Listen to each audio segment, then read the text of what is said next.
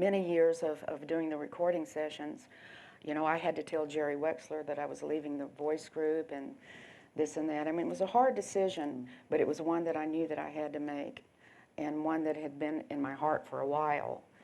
And much to my mother's chagrin, I packed my bags, and her not speaking to me for a week. But I made the trek out to San Francisco. I went out there, and I told my mother that I would be back, and I didn't ever. I never went back. I got to San Francisco, and I thought, like, I was so hip, and, you know, I had my headband on. I was so hip, and I got out there, and everybody, like, was a hippie, and everybody had long hair, and everybody was like, you know, into that scene, and I was like, I was literally scared to death,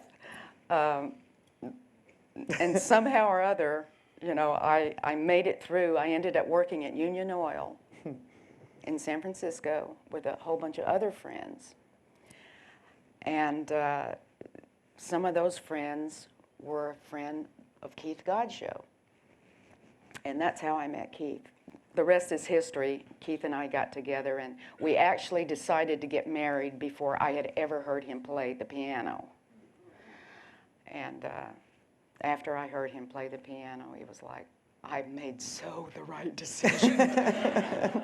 When I was at Union Oil, everybody was into the Grateful Dead. And so I would listen to some of the records, and I would go, you guys are nuts. You're on drugs or something, because these guys don't know how to play music.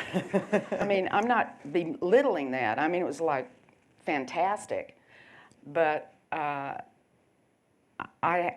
just couldn't relate, you know, and they kept trying to get me to go see the Grateful Dead, and I said, I'm not going to go see them. And so finally, my friends at Union Oil convinced me to go see the Grateful Dead, and I said, well, I'm going to prove to you guys that you're just on drugs, and I'm not going to take anything. I'll go, but I'm not going to take anything. And so I didn't. And the Grateful Dead came on, and they were on. It was like the magical Grateful Dead on. Who knows what I'm talking about? And I sat there, and my little pea brain was blasted all over Winterland. And I went, oh my God. How do they do that? That was the beginning of my transition from expanding my musical consciousness, you know, into something else. When I sat up there in the balcony of Winterland, I said to whoever it was sitting next to me, when I sing again, it's going to be with that band. I came home from Union Oil one day, and I said, well, let's listen to some Grateful Dead. And Keith said, I don't want to listen to it anymore. I want to play it.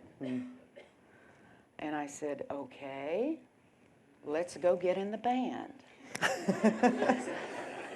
And so we took out the San Francisco Chronicle and saw that Garcia's band, you know, his band was playing at the Keystone Corner in San Francisco. When Jerry came off the stage, and I tapped him up on the arm, and I said, my husband and I have something we want to talk to you about. And he looked at me, he looked at me, and he said, okay.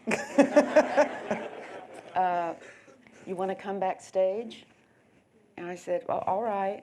And so Keith and I were so scared, we were just like, you know, and we didn't go backstage. We were just too afraid. It was just, you know, too much. And Garcia saw something, and he came from backstage and came and sat down at our table. And Keith turned around and he looked at Jerry, and he looked back at me, and he looked at Jerry again, and he said, you'll have to talk to my old lady. I can't talk to you right now. And he put his head down on the table.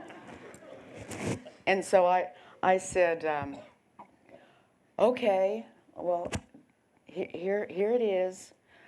I need your home phone number so that we can call you because Keith is your next piano player.